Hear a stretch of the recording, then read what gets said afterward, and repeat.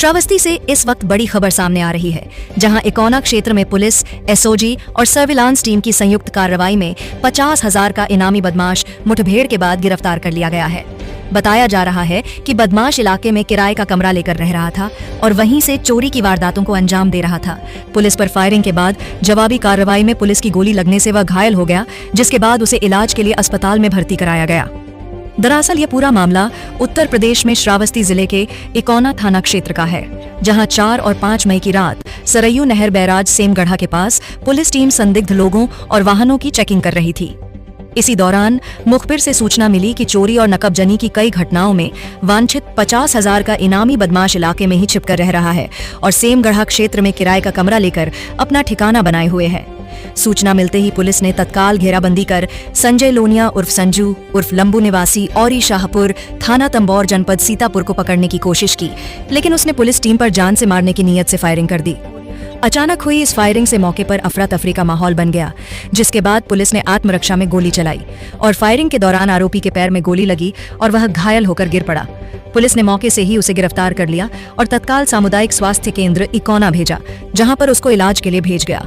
तलाशी के दौरान आरोपी के पास से चोरी का सामान बरामद हुआ, जिसमें 720 रुपए नकद, चांदी और पीली धातु के आभूषण जैसे पायल, झुमकी, बिछिया और माला शामिल हैं। इसके अलावा एक तमंचा, 315 बोर, एक जिंदा कारतूस और एक खोखा कारतूस भी बरामद किया गया है।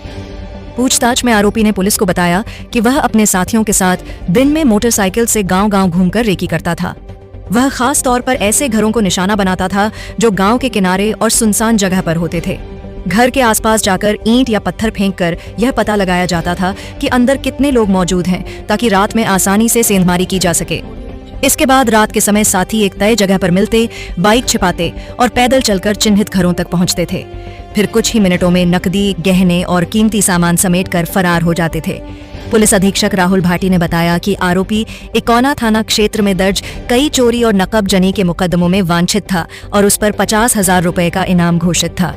उसका आपराधिक इतिहास भी काफी लंबा है और उसके खिलाफ सीतापुर समेत कई जिलों के विभिन्न थानों में 3 दर्जन से अधिक मुकदमे दर्ज हैं, जिनमें चोरी, लूट, गैंगस्टर और अन्य गंभीर धाराएं शामिल हैं। फिलहाल पुलिस ने आरोपी के खिलाफ संबंधित धाराओं में मुकदमा दर्ज कर लिया है और आगे की विधिक कार्रवाई की जा रही है। साथ ही उसके अन्य साथियों की तलाश भी तेज कर दी गई है, जो अभी फरार बताए जा रहे हैं। 4 मई 2026 को रात्रि लगभग 12:30 बजे सूचना प्राप्त हुई कि थाना इकोना क्षेत्र के सेमगढ़ा क्षेत्र में एक अभियुक्त के साथ पुलिस पार्टी की मुठभेड़ हुई है। इस सूचना पर थाना पुलिस और आसपास के थाना क्षेत्रों की पुलिस, हमारे सभी गजेटेड ऑफिसर और मेरे द्वारा क्राइम सीन का निरीक्षण किया गया, जिसमें ज्ञात हुआ कि जो अभियुक्त है ये थाना इकोना में लगभग आधा दर्जन चोरियां और नकबजनी की घटनाएं हुई थी, उसमें वांछित चल रहा था। इस अभियुक्त की पहचान संजय लोनिया के रूप में हुई है, जो कि जनपद सीतापुर का निवासी है और लगभग 30 से अधिक इसके ऊपर चोरी और नकबजनी एवं लूट के मुकदमे इस पर पंजीकृत हैं। आपकी जानकारी के लिए मैं बता दूं कि इस अभियुक्त के द्वारा लगभग आधा दर्जन चोरियां और नकबजनी की घटनाएं एक साथ थाना इकोना में की गई थी और इसके साथियों द्वारा सेमगढ़ा क्षेत्र में ही एक रूम किराए पर लिया गया और वहीं से सारी घटनाएं गारित की गई थी। चूँकि इस घटना को काफ़ी समय हो गया था, अभियुक्त को ये लगा कि अभी तक शायद मामला शांत हो चुका है, इसलिए अभियुक्त की वापस आवाजाही इस सेमगढ़ा क्षेत्र में अपने पुराने जो किराए का रूम था वहाँ पर देखी गई थी। इसी सूचना पर थाना पुलिस इस 50,000 के इनामिया को पकड़ने की उद्देश्य से सेमगढ़ा पहुंची थी। पुलिस पार्टी को देखते हुए इस अभियुक्त द्वारा पुलिस पार्टी पर जान से मारने की नीयत से फायर किया गया। पुलिस पार्टी द्वारा की गई आत्मरक्षा फायरिंग में इस अभियुक्त के बाएं पैर में गोली लगी है।